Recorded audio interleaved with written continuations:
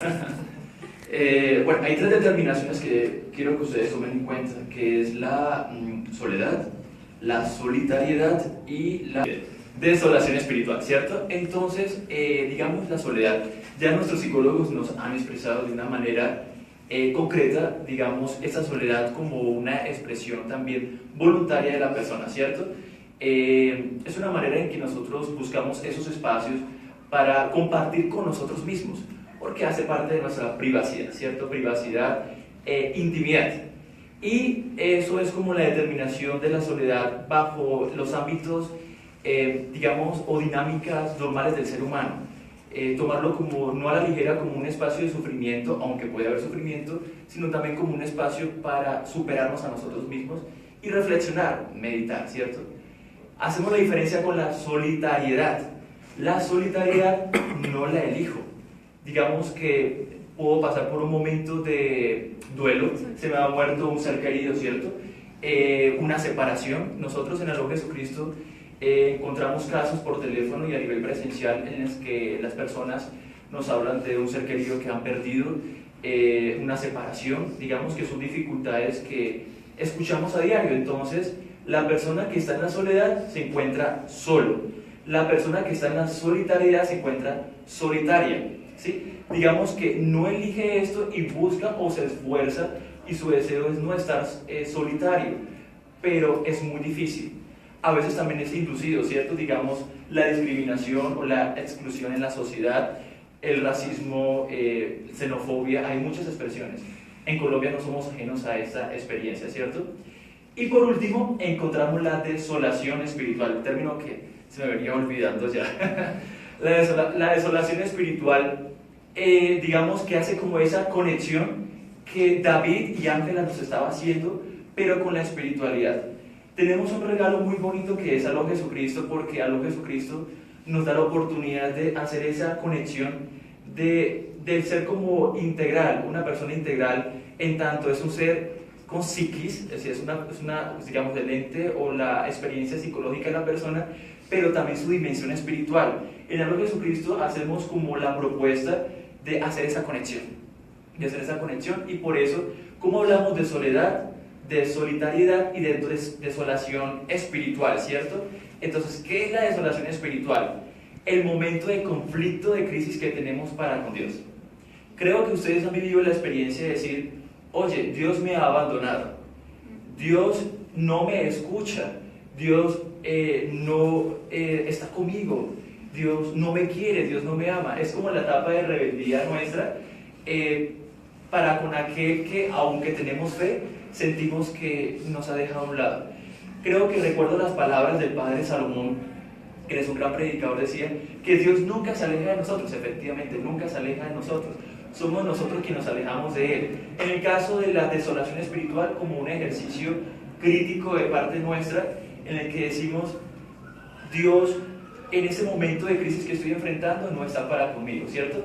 Entonces, lo vemos, por ejemplo, cuando enfrentamos enfermedades, cuando enfrentamos una situación de duelo, cuando enfrentamos una situación límite en nuestra vida, ¿cierto?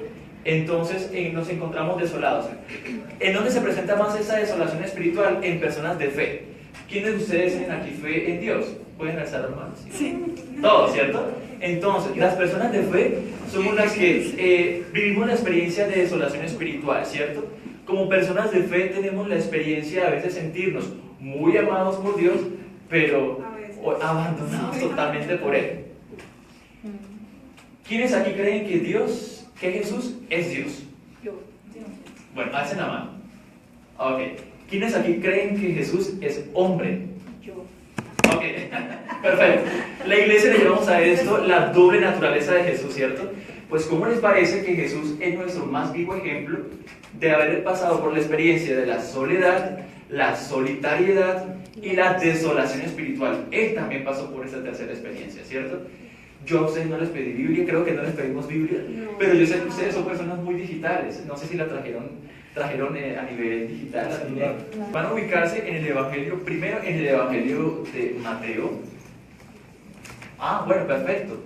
Mateo capítulo 26, versículos 36 al 44. Entonces llegó Jesús con ellos a un lugar que se llama Getsemaní y dijo a sus discípulos: sentaos aquí, entre tanto que voy allí y oro. Y tomando a Pedro y a los dos hijos de Zebedeo, comenzó a entristecerse y a angustiarse en gran manera. Entonces Jesús les dijo: mi alma está muy triste hasta la muerte, quedaos aquí y velad conmigo. Yendo un poco adelante, se postró sobre su rostro, orando y diciendo: Padre mío, si es posible, pasa de mí esta copa, pero no sea como yo quiero, sino como tú. Vino luego a sus discípulos y los halló durmiendo, y dijo a Pedro: ¿así que no habéis podido velar conmigo una hora?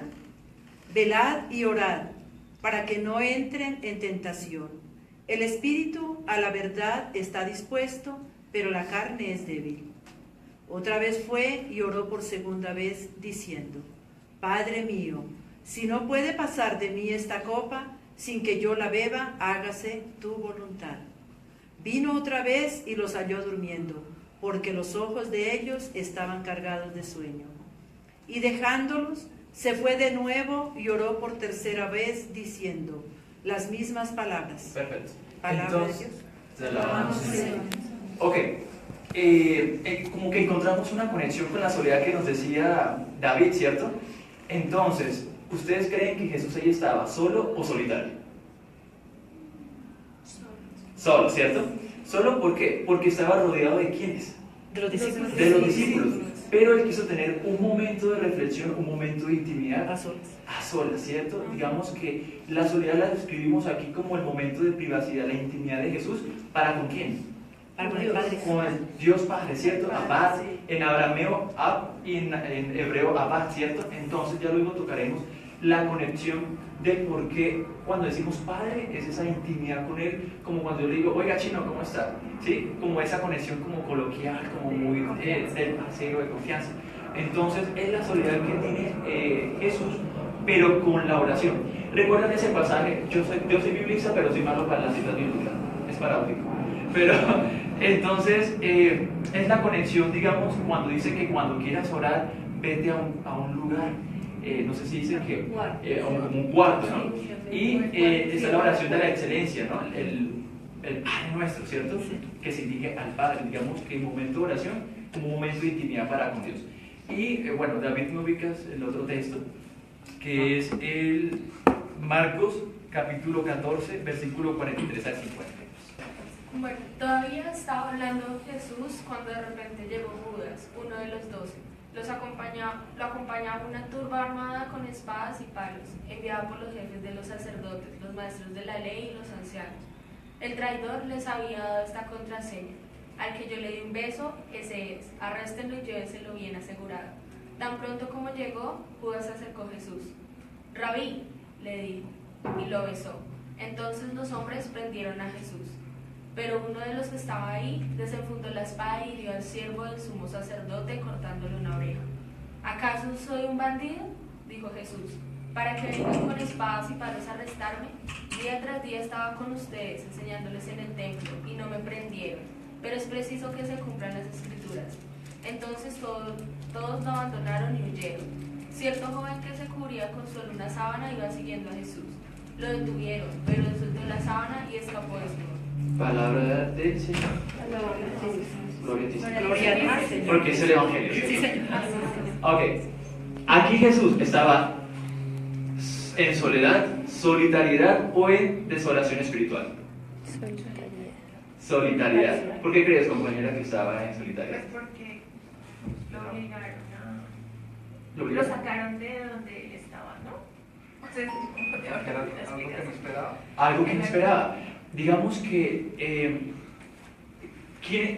Jesús eligió a unos hombres idóneos, ¿sí? Bueno, ahí se dan cuenta ustedes que los que somos servidores de la iglesia podemos fallar, Fallar. ¿cierto? Y todos ustedes como laicos comprometidos pueden fallar.